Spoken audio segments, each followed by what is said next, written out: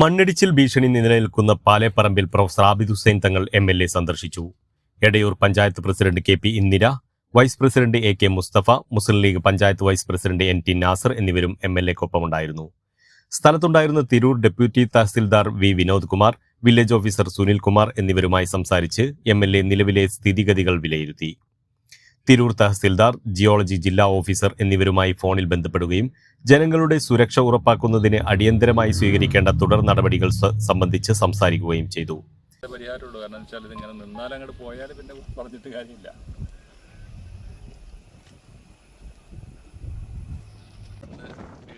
പ്രദേശവുമായി ബന്ധപ്പെട്ട സന്ദർശനം നടത്തിയതാണ്. അവിടെ തഹസിൽദാർ ഓഫീസിലുള്ള ഉദ്യോഗസ്ഥരും വില്ലേജ് ഉദ്യോഗസ്ഥരും പഞ്ചായത്ത് പ്രസിഡന്റും വൈസ് പ്രസിഡന്റും ഒക്കെ അടക്കമുള്ളയാണ്.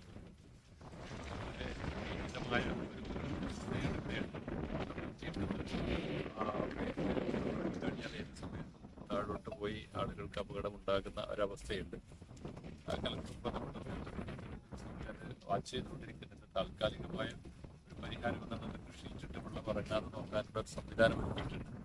ഇന്ന് ജിയോളജിസ്റ്റും അതുപോലെ തന്നെ സോയിൽ കൺസർവേഷൻ്റെ ആളുകളും ഹസാർഡ്സിൻ്റെ ആളുകളും ഒക്കെ ഒരു ജോയിന്റ് ഇൻസ്പെക്ഷൻ നടത്തി മണ്ണെടുക്കാവുന്ന ഒരു സിറ്റുവേഷൻ ഉണ്ടാക്കാൻ കഴിയുമോ എന്ന് പരിശോധിക്കാമെന്ന് പറഞ്ഞിട്ടുണ്ട്.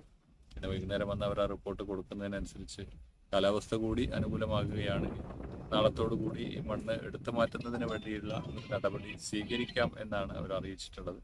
അങ്ങനെ ആയാലേ ഇതിൻ്റെ പരിഹാരം പൂർണ്ണമായും ഉണ്ടായി എന്ന് പറയാൻ കഴിയും. ആളുകളെ ഒരു ഭീതിതമായ അവസ്ഥയിൽ അപകടാവസ്ഥയിൽ നിർത്തുന്നത് ശരിക്കും എല്ലാവർക്കും ഉദ്യോഗസ്ഥന്മാരുടെ കൂടെ തന്നെയുണ്ട്. പക്ഷേ അത് ഏറ്റവും എളുപ്പം എടുത്തു മാറ്റാൻ ആവശ്യമായ നടപടികൾ സ്വീകരിച്ചുകൊണ്ടിരിക്കുകയാണ്.